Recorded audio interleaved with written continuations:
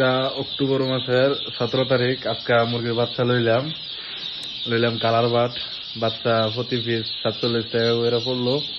তো এটা আমার বোর্ডিং ঘর, অনেক যেটা আছে এটা হলো আমার বোর্ডিং ঘরের মধ্যে আমার 15 দিন থাকবো। 15 দিন থাকার পরে আমি আমার যেটা বড় ফার্ম, যেটা ফার্মের মধ্যে নিমুগা।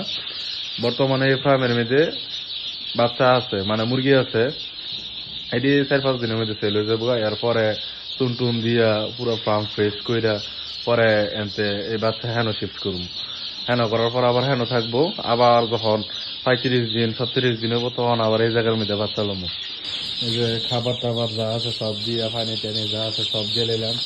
বোর্ডার দিলাম 2টা, ওই বোর্ডিং এ আছে, তাতে আছে। এখন বাচ্চা একটু সাফাসাফি করে দিচ্ছি, 1500 বাচ্চা লইছি, বাট এখন একটু সাফাসাফি করা আছে। কারণ সাফাসাফি কি, প্রথম যখন আনবো তখন একটু মুরগির তাপ লাগে বেশি।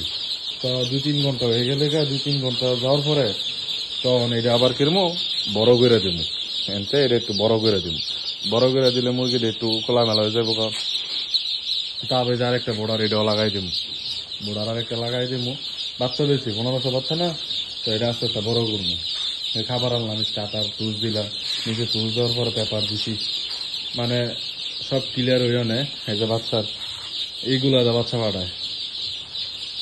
সকাল ভোরে উঠলাম, আস্তে আস্তে কাজের ওপর কাজ। এই পলিথিন লাগাইছি যাতে কোনো হাওয়া বাতাস কিচ্ছু নাই, সবকিছু করলাম সকাল থেকে লইয়া।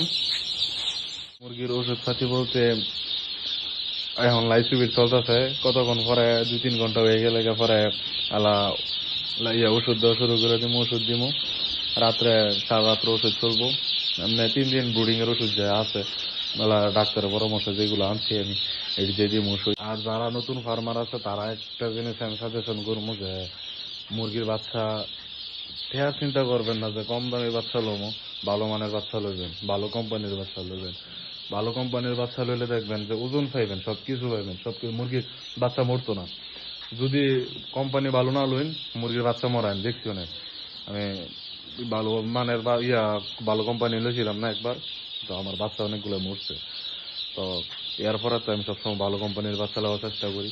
টেহালা 2-3 বেশি লাগুক, তাও ভালো ভালো বিচারি। কারণ টাকা যত মান তত, বুঝছেন না? তো এইটাই আল্লাহ ভরসা। আল্লাহ হাফেজ। আজকের ভিডিও এতটুকুই।